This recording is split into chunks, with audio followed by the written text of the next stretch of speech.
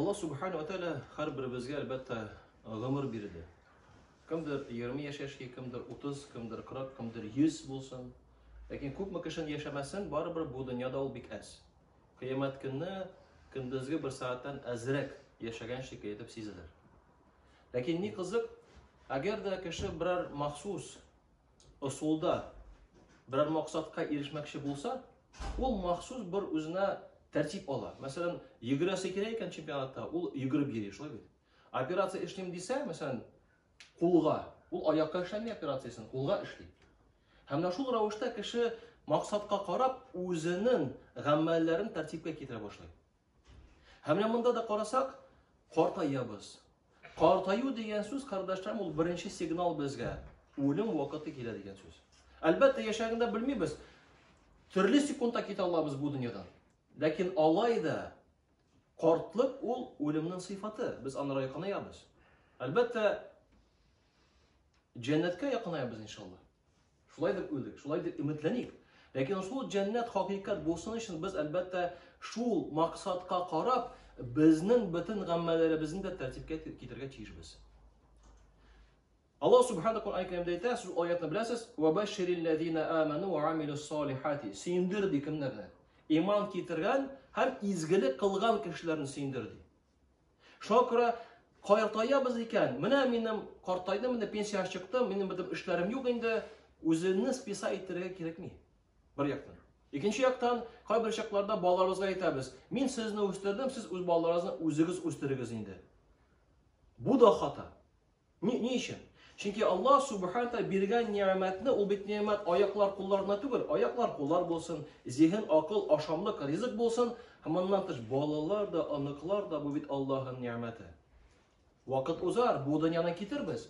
Lekin kiri aylanib, mana shu aniqlar bilan, shu bolalar bilan nechik vaqtni o'zdirdim ekan? Futbol o'ynatmikan, esa Fatiha surasini o'rgatib ekan? Qur'on o'rgatib ekan? O'zinda g'umr bo'yi yig'gan tajribani, hikmatni bolaga berdim ekan? U bit diniy bilim albatta birinchi bo'lib turadi, lekin bundan da tish agarda bolani ishlarga o'rgatsan, netirga o'rgatsan, g'il sen vafot bo'lgandan so'ng u foydalangan sendan bilim bilan ishini davom etsa, g'il sen ashabi borib turadi. Shokira aniqlar ul fursat. Olda shug'ullan. O'zin turib tortib al bolalarni. O'zin sira olib kelsinlar, irat. Bog'chada o'tirib o'rinda o'sha bolalar bilan zaниматься et. Chunki qiyomat kuni Alloh taolo bog'cha turasiz emas. O'zing jallasin, nechun ekan bu vaqtda 2 soatni shu bog'chada barangini tega borib kibitga sotib Alloh so'rina, bolalar bilan o'tirmadim ekan, unuqlar bilan o'tirmadim ekan, Alloh birligi to'g'rida anlatmadim ekan. Agarda o'zing bo'ldira olmasan ekan, bilim yo'q ekan, olda bolangni birga masjidga olib bor, o'zing olib bor. O'zingda o'rganishni ko'pmi bo'ldira olasan. Bolangda, unug'ingda o'rganir. Chunki bu kunda albatta qortaygan kishilar bitinsida bilim yo'q diniy albatta. Ne bo'lmasa yaray. Qo'rqinish tugul, boshqa usul bor. Olda bir nindi masjidlarda nindi dars bor. Qur'on o'qib bo'lsinmi? Sen agarda shu izgilikka sababchi bo'lsan, senga da savob shoyib bor. O sen vafot bo'lgandan so'ng da bola Qur'on o'qib namozini o'qisa, albatta stroykada bo'lsinmi, sen o'rgatgan narsadan shug'ullansa, boshqa usullarda bo'lsinmi, savobi senga bor. Tik niyatingni durustla. Kim uchun sen buni ishlaysan?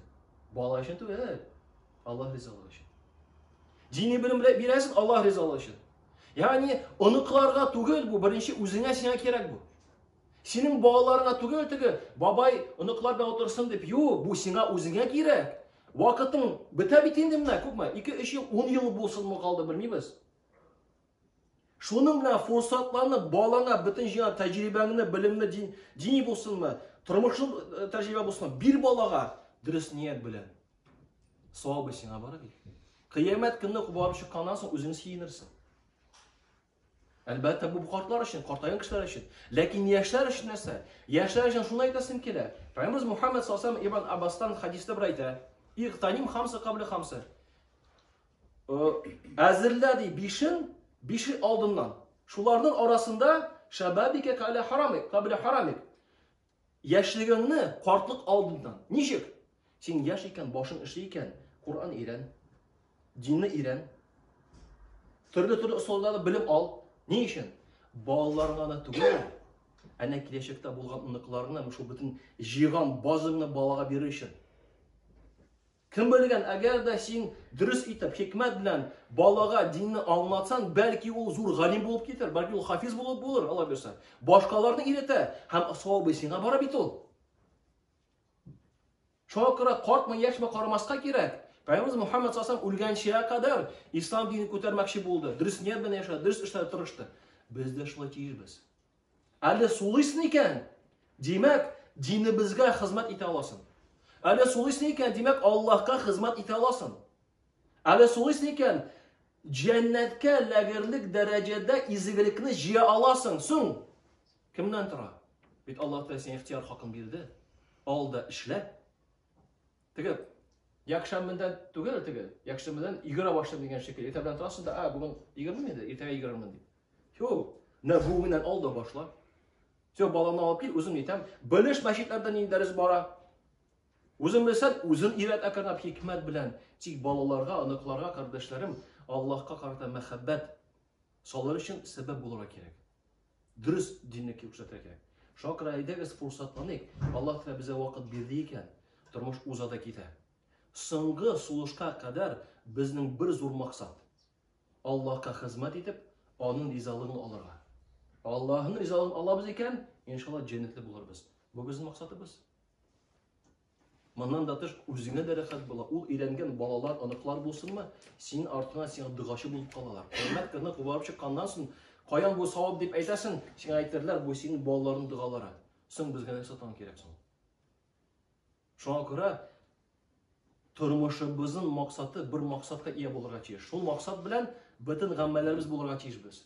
Кыямәт көне безгә рәхәт булсын өчен, җәннәткә ләгер өчен хисапсыз. Аллаһ бездән разый булсын өчен.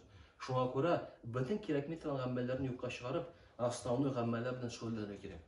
Аллаһ Тәгалә кардәшләрем һәрберебезгә дә шуны аңлап яшәргә насыйп итсә иде. Чөнки әлбәттә бәхетле кардәшләрем бу дөнья фақатна Аллаһка итаат итү бирә безгә.